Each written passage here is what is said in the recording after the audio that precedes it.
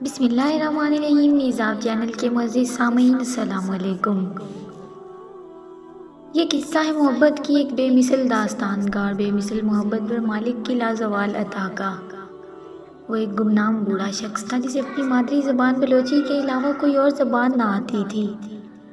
عربی تو دور سے اردو تک نہ آتی۔ اس کی ساری زندگی دوسروں کی بکریاں چراتے ایک جھونپڑی میں گزری تھی، جھونپڑی جو اس کی اپنی زمین پر نہ تھی، سردار کی زمین پر مجبور اور موسموں کی شدت سے شرمسار کھڑی تھی۔ جھونپڑی بس ایسی تھی کہ آسمان سے ساری دھوپ، ساری گرمی، سردی اور بارشوں کا سارا پانی اسی میں سے گزر کر بابا جی پر آ برستا تھا، مگر بابا اسی میں خوش تھا۔ شکوہ کیا ہوتا شاید وہ یہ جانتا بھی نہ تھا، جتنا میسر تھا اس سے زیادہ کی اسے پرواہ بھی نہ تھی۔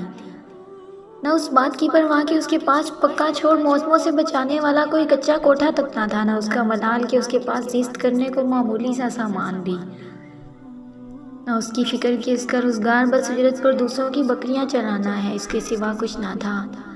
وہ عجیب شخص تھا کہ وہ بکریاں چرانے کی انبیاء کی سنت پر ہی عمل پیرا تھا۔ اس کے دل میں ایک اور سنت بھی چپکے چپکے سے پل رہی تھی اور بڑھ رہی تھی۔ وہ آرزو تھی سونے کا گھر دیکھنے کی آرزو، زیارت بیت اللہ کی سعادت پا لینے کی، انبیاء کی سنت، نبی کی بستی سے آنکھیں ٹھنڈی کر لینے کی سعادت کی آرزو۔ زادرہ اس کے پاس کیا ہوتا ہے کہ جس کے پاس زیادہ زندگی ہی نہ تھا، مگر تمنا تھی اور بڑی مزور تمنا تھی۔ وہ بکریاں چراتا رہا، اجرت پر چرائی بکریوں سے اپنے حصے کے بچے وصولتا رہا۔ جو ہی کوئی ایک اور بچہ اس کے حصے میں آتا، اسے لگتا کہ سونے کا گھر اس کے نصیب کے کچھ اور قریب آنے لگا ہے۔ وہ ہر ایسے اجرت میں آئے بچے کے ساتھ سونے کا گھر دیکھنے کی اپنی خواہش بھی پالتا رہا تھا۔ پھر ایک دفعہ جب تن پر اچھے کپڑے نہ تھے، پاؤں میں مناسب جوتا نہ تھا، جھونپڑی میں موسموں کی شدت روکنے کی موزوں صلاحیت نہ تھی، اس کے پاس بکریوں کی اجرت کے کچھ پیسے جمع ہو گئے، تب اس کا چاؤ دیکھا نہ جاتا تھا کہ اس کے دل نے الارم بجایا، سونے کا گھر دیکھنے کا ٹائم آ گیا ہے۔ عشق کے امتحان مگر ابھی اور بھی تھے، ابھی محبوب کے ہاں حاضری کا ٹائم نہ آیا تھا، انسانیت پر کرونا کا امتحان آ گیا تھا۔ اس نے رضا کی گردن جھکائی اور تمنا بغل میں داب لی۔ وہ انتظار کی سولی پر ٹنگ گیا تھا۔ کرونا گزرا تو درے محبوب تک جانے کے لیے زادرہ اور بڑھ گیا تھا۔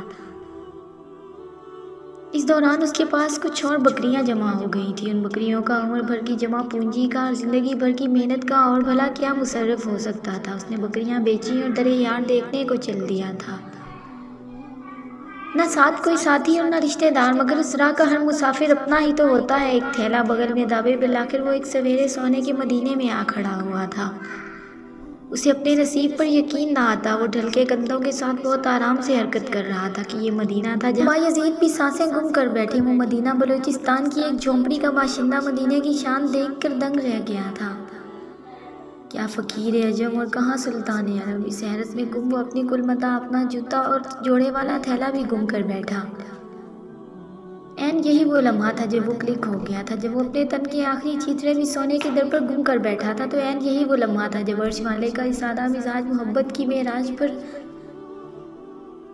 التفات اور قبول عام برس اٹھا تھا۔ اس لمحے آسمانی میڈیا حرکت میں آیا اور صحابہ کے حلیے والا بزرگ کے نام سے وہ عرب و عجم کے میڈیا پر وائرل ہو گیا تھا۔ گویا جبرائیل کے ذریعے عرش سے اس بندے کے قبول عام اور محبوب عام و خاص ہونے کا اعلان ہو گیا تھا۔ اب خود اسے معلوم نہ تھا کہ وہ جو اپنے تئیں گم ہوا پھرتا ہے، اس سے زیادہ مدینہ اور اہل مدینہ کی دنیا میں مشہور کوئی نہیں ہے۔ سبھی جانتے ہیں کوئی 30 لاکھ کے قریب اس بار زائرین ارض مقدس میں تھے۔ ان میں کروڑ پتی بھی ہوں گے اور ارب پتی بھی۔ وہاں وزیر اعظم بھی اور جانے کون کون، رستم زماں بھی، محدث زماں وہاں موجود تھے۔ جو بھی تھا گمنام ہی تھا، یہاں کا مشہور شخص اور زبان زدام شخص، مگر آج کے دن ایک ہی تھا، اور وہ تھا وہ بابا جو 15 سال سے لوگوں کی بکریوں کے ساتھ اپنی ایک تمنا بھی پال کے یہاں آ کر گم ہو گیا تھا۔ وہ ایک بکریاں پالنے والا تو تھا یقیناً، لیکن اس کا مالک بھی تو بڑا لجپال تھا۔ اس نے اسے فرش سے اٹھایا اور عرب و عجم میں نامور کر دیا تھا، تاجروں اور تاجوروں سے زیادہ تاجور کر دیا تھا۔ اب عرب و عجم میں اس بابے کو پکارا جا رہا تھا۔ میڈیا اور عرب کے مخیر حضرات حج پہ بلانے کو اس کے پیچھے پڑے ہیں۔ ہم تم کی خدا نے ڈیوٹی لگا دی کہ اس کی کہانی کہیں اور سنیں اور سنائیں۔ سارے پڑھے لکھے ایک ان پڑھ کی کہانی سنیں اور سنائیں۔